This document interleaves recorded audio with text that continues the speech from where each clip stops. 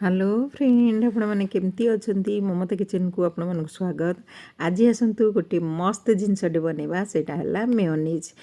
Mayonnaise को आम salad, French fries, burger, sandwich ए सबुरे व्यवहार करूँ।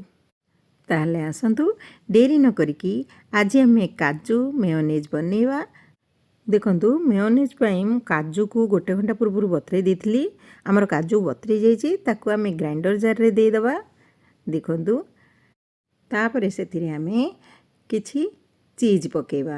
आपण पाखे जो चीज थी आपण मैंने से चीज यूज करें। मो पाखे अमूल चीज थिला मु तादरे गोटे खंड अमूल चीज पकईची।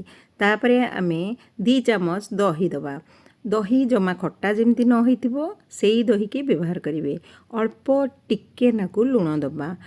लुण बेसी देवेनी नहले मेयोनीज टेस्टा भल आसीबनी। देखंतु पूरा सिंपल और इजी तरीका रे हमर मेयोनीज प्रस्तुत हो गला। देखंतु एटा काजू मेयोनीज। मेयोनीज बहुत प्रकार रे अछि। अंडार मेयोनीज अछि आउ क्षीर रे भी तेल देकी मेयोनीज भी बना जाए, जोटा कि मु प्रिफर करिबिनी जे आपण से मेयोनीज यूज करंतु। आपण माने घरे एमती होममेड मेयोनीज बनातु आउ पिला मानकु खुआंतु। एटा बहुत हेल्दी आउ टेस्टी मेयोनीज। आपण माने निश्चय घरे ट्राई करंतु। ताले आसंतु आमे मेयोनीज लगे कि सैंडविच बनेबा। देखंतु मो एठी 2 पीस ब्रेड नेची। ता देरे आमे 2 चम्मच मेयोनीज लगेबा। देखंतु मो मेयोनीज को ब्रेड रे लगाउची केते बढ़िया क्रीमी टेक्सचर आछि। आपण माने ए रेसिपी को निश्चय घरे थरे ट्राई करंतु। देखंतु हमर पाउरुटी रे मेयोनीज लागी गला। एबे ता ऊपर आ गोटे पाउरुटी दबा।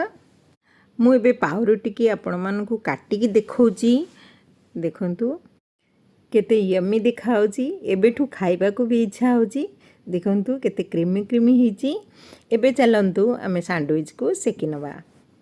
एपटे हमर पैन गरम हो गलानी। तापरे आमे सेथिरे अमूल बटर हाफ चम्मच पकेबा। आपण पाखे जदि बटर नथिबो आपण माने घिओ किंबा रिफाइन तेल भी यूज करि परिबे। देखंतु हमर बटर पूरा मेल्ट हो गलानी। तापरे आमे पैन रो चारिपट जाक एई टाइप रो लगेई दबा।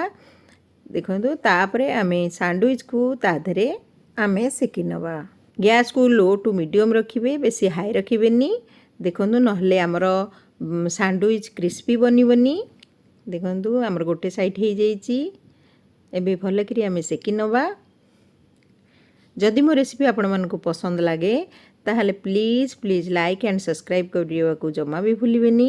आपण माने मो वीडियो को जगह रो देखुचंती ता मध्य कमेंट बॉक्स रे जणेबे।